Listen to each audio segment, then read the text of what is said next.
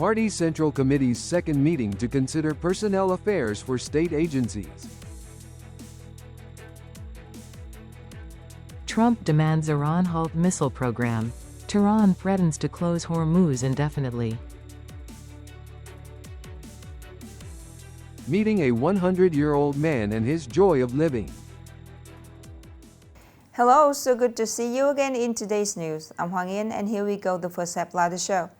On the morning of March 23rd, the second meeting of the 14th Party General Committee officially opened in Hanoi on March 23rd under the chair of the Party General Secretary Do Lam to discuss important issues, including personnel affairs for the state agencies for 2026-2031 tenure. At the meeting, the Party Central Committee reviewed, discussed, and decided on many key contents related to the working program of the 14th tenure, working regulations of the Central Committee, the Politburo and the Secretariat, as well as regulations on inspection, supervision, and party discipline, anti-corruption efforts, socio-economic development plans, national finance, and medium-term public investment for 2026 to 2031. In his opening remarks, General Secretary To Lam emphasized the need to carefully review key personnel to strengthen organizational discipline and effectiveness throughout the term. He also affirmed that the resolutions adopted at this session will provide a legal framework, operational rules, and standards to bring the resolutions of the 14th Party Congress into practice. Vietnamese Prime Minister Pham Minh Chinh and a high-level Vietnamese delegation just arrived in Moscow, beginning an official visit to Russia at the invitation of the Prime Minister Mikhail Mishustin. The visit aims to further strengthen and deepen the comprehensive strategic partnership between Vietnam and Russia, particularly in economy, trade, investment, and energy. This is the first visit by a high-ranking Vietnamese leader to Russia in 2026, marking the start of a series of important events and high-level contacts. The Prime Minister is scheduled to hold talks with the Russian Prime Minister, to meet with President Vladimir Putin and other senior leaders, and witness the signing of important cooperation agreements. The two sides are expected to sign agreements on energy security, oil and gas trade, exploration and production, and personnel training. The visit is of great significance in strengthening bilateral relations and expanding international cooperation to support Vietnam's development in the coming period. U.S. President Donald Trump has issued a strong demand requiring Iran to suspend its missile program for 5 years. Meanwhile, Tehran has warned it will close the Strait of Hormuz indefinitely if the United States attacks its energy infrastructure. Halting the missile program is reportedly one of 6 demands set by Washington in pursuit of a peace framework. Earlier, Trump issued a 48-hour ultimatum for Iran to fully reopen the Strait of Hormuz, warning that failure to comply would result in the destruction of Iranian power plants.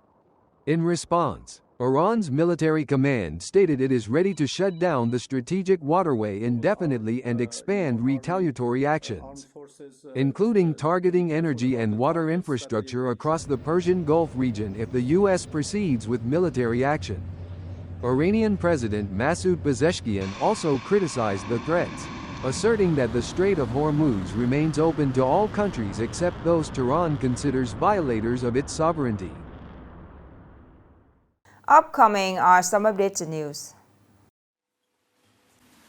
Right at the start of 2026, Vietnam's import-export trade picked up, with total trade turnover reaching approximately $156 billion in the first 2 months, up more than 22% compared to the same period in 2025, in which exports reached about $76 billion and imports $79 billion.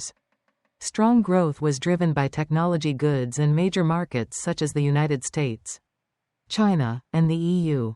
The FDI sector remained the main driver, contributing over $117 billion, up nearly 36%, with electronics and components accounting for about 1/4 of exports and rising strongly.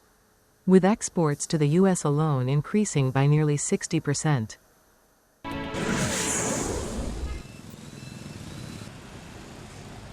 Vietnam plans to invest nearly 15,000 billion Vietnamese dongs from 2026 to 2030 to build a nationwide digital traffic system, including data centers and modern traffic monitoring and management systems. The system is designed as a two-tier model, with a national center managed by the traffic police, connected synchronously with local authorities.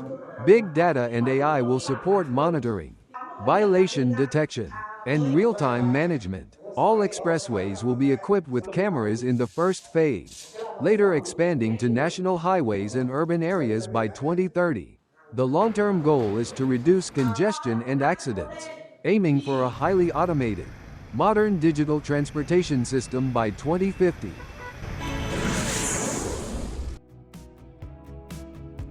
Nghệ An Province has issued plan to organize the 2026 Kua Lo Tourism Festival themed Four Seasons Call of the Sea, aimed at promoting sustainable tourism year-round.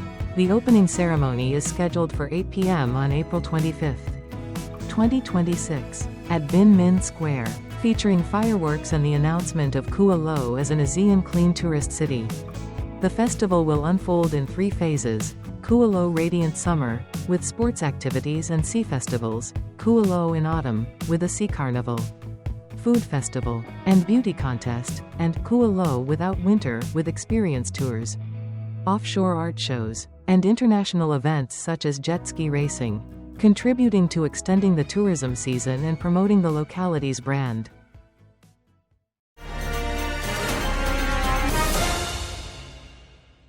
In the hustle and bustle of modern life, there are people who remind us to slow down, to think about how to live healthily, joyfully, and meaningfully. This is the story of a 100-year-old man who remains optimistic, sharp-minded, and truly admirable in his way of life. More in the story today. Several times a year, Mr. Nguyen Din Nguyen, from Hong Kee, Ha Tin, travels to Nghệ An Province to spend time with his children and grandchildren. Wherever he is, he maintains a regular daily routine. Every day, he keeps the habit of walking, doing gentle exercises, and breathing fresh air. Every morning I wake up and do exercise for 30 minutes, go for a walk, and explore around. Along with physical exercise, Mr. Nguyen keeps a habit rarely seen even among the young: reading books and following the news. Through books and daily updates, he stays informed and connected with modern life. At 100, his clarity and sharpness come not only from his body, but by a lifelong commitment to learning. I follow the news every day to understand the party and state's policies from central to local levels, contributing to a prosperous and strong nation. For Mr. Nguyen, joy comes not only from personal habits, but also from conversations and interactions with those around him. In daily life, he remains independent, caring for himself and planning each day on his own. This way of living has helped him stay positive and mentally sharp, something truly rare at the age of 100. I feel very happy because at 75, I still have someone I can respectfully call father. After a century of life, Mr. Nguyen Din Nguyen continues to live simply, independently, and with daily joy. It is not big achievements, but everyday habits such as exercising, reading, and engaging with others that have built a healthy and meaningful life. His story is a gentle reminder: living long is not just about the number of years, but about living happily, healthily, and fully each day. The last story descended our news today. Thank you so much for your attention. Goodbye for now.